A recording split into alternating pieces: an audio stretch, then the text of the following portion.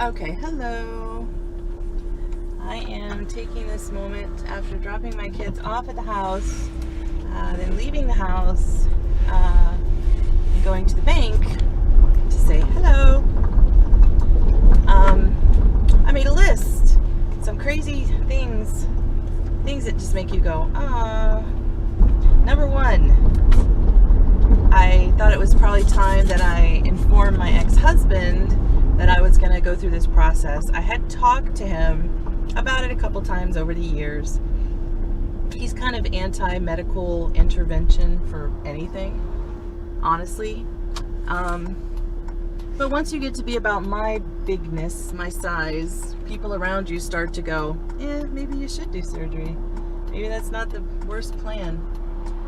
So, and he and I have an odd relationship. We've been divorced for 14 years, and we interact weekly because our goal was for the children to have a stay-at-home mom still, regardless of our income, regardless of what the courts said, etc. And we have made it work. I have given up a lot. We live incredibly poor.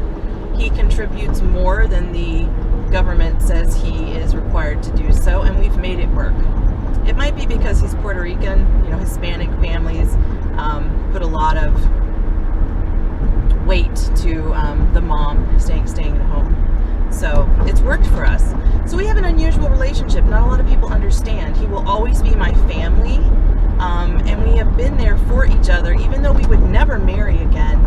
And he's actually remarried, and he's now divorcing his third wife. I hope he never watches this video because I kind of just laughed at him. But I've never remarried. I've never had another really serious relationship, but I'm okay with that. This is my role in life right now, and this weight loss surgery is prepping me for my role in life next, which will be to have my time before I have to have my taking care of my parents' time, which I know is coming. So anyway, we have an odd relationship. We factor each other into all of our major life decisions, financial and otherwise. So it was time for me to let him know, hey, dude, I'm actually going to do this, which won't affect him financially. It might in some ways. I can't say it won't. I don't know what those might be, but I can't say it won't. But I texted, we were already texting about a different topic, so I texted him, hey, I'm going to do this, and this is the name of the exact procedure I'm having so that he can look it up because he's all about research. And his response was, what time frame are we looking at? So I told him in the spring, have a 6-month wait period. I'm hoping around spring break. And he says, texts me back, okay, I'll put in for some time off. I just looked at that text. And he lives across the country. I'm in Michigan. He's in Miami. And so I texted back, did you want to come? And he goes, I guess he's read the incredulousness in the actual printed words on his phone. And he was like, I'm there if you need me to be. Which is an amazing response from an ex-husband to, say that he would be there. And he would. I know he would. That man would wipe my butt if I needed him to. And I would do the same for him. I would hate it, and he would hate it. But we're family, and we stick together. But I didn't expect his initial reaction to be like assuming that he was in for the recovery time. It shocked me. So I responded with, I think my mom's going to come. If I have it during spring break, I may not need anyone to come. But if I need you, I'll let you know. And in one way, it was incredibly sweet. And in another way, it was like, no thanks. No thanks, ex-husband. When I am at my lowest, I'm going to be weak and hungry and angry. And I don't think that's the best time for us to be interacting. So I was on both sides of the fence of it. It was incredibly kind of him to make that offer. So that's number one. That was kind of like, what? That's not what I expected. Second thing is my psych eval had to be postponed till after October 1st because of them doing the insurance switch.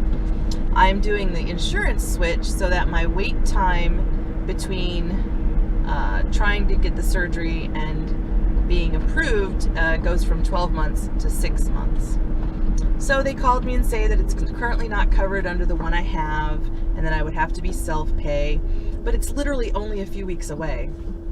So I said, no, let's just wait till October 1st. I'll call and give you the new insurance information, and we'll go from there.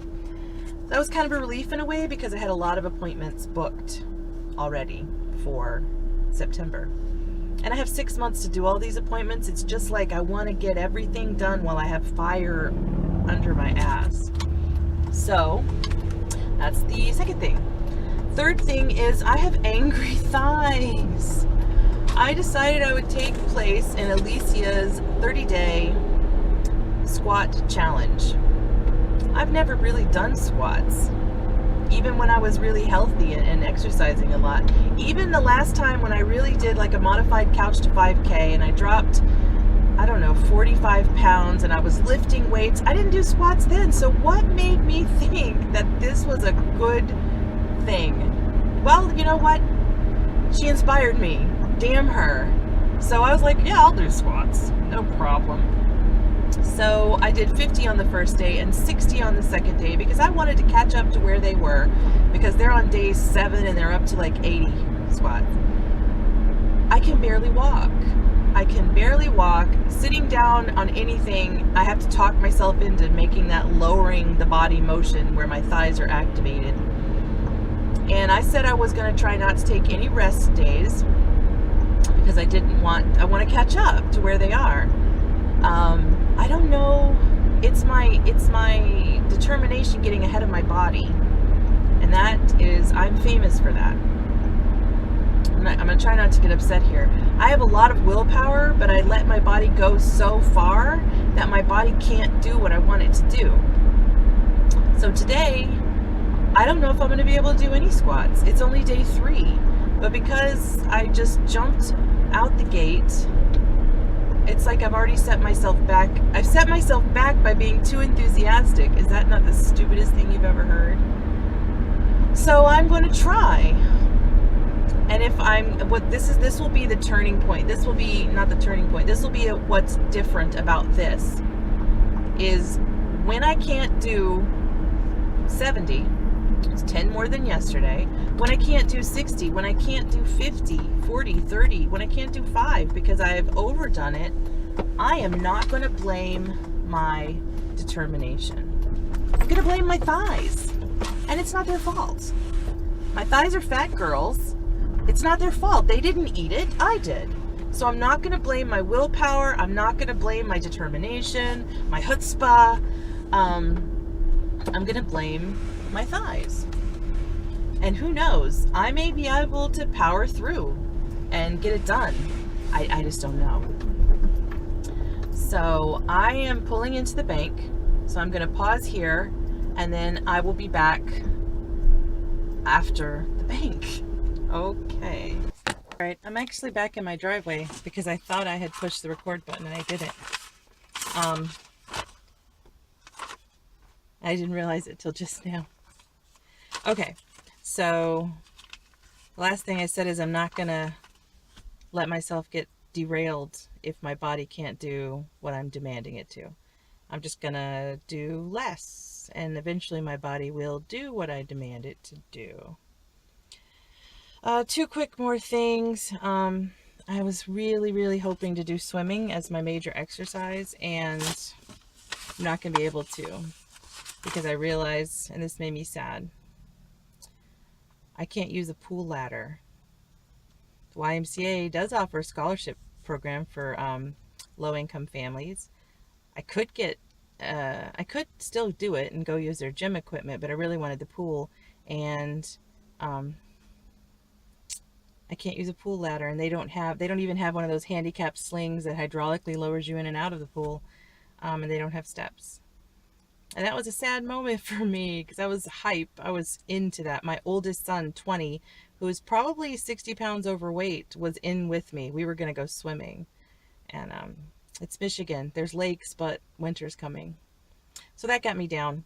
And then my scale was shutting off midway. So I'm like, oh, let me put new batteries in it.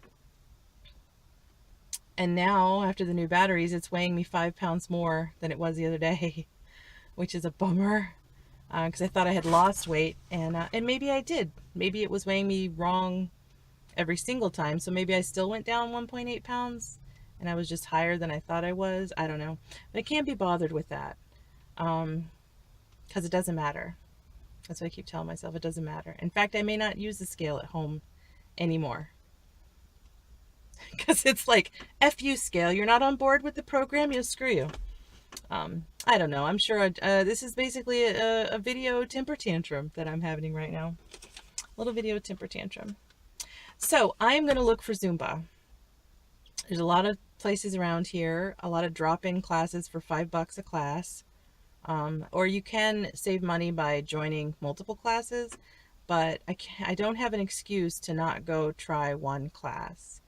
I don't know. I love to dance. I really love to dance, and I can make it now. At my current weight, I can make it at one song, and then I have to sit down and I'm out of breath. But that one song is dancing with what moves I choose to do, and not because some instructor is telling me to do this, that, or the other. But I also love the camaraderie of group dancing, so I want to do it, but I don't know. I don't know. I don't know a lot. So this basically has been a video temper tantrum.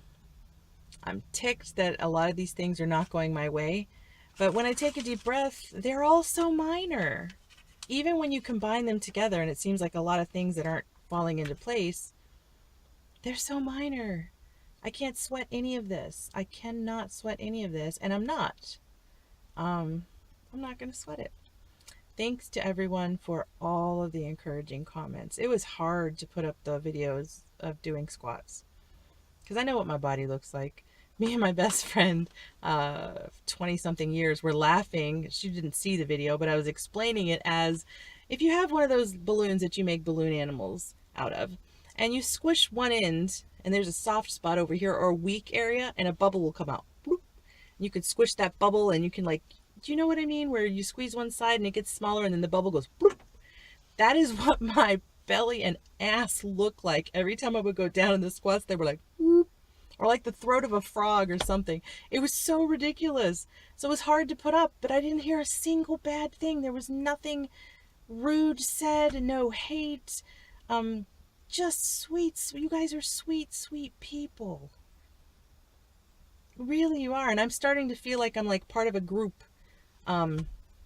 Instead of like somebody knocking on the door, can I come in and play? Because I really did. I wanted to knock on the door and say, include me, I want to play. But now I feel like you guys are like letting me in, and that's amazing. So thank you for that. Okay, this is going to be a wicked long video, so I'm going to stop there, and we'll see if I get the squats done or not. I'm going to try. We'll see what happens. Okay, bye.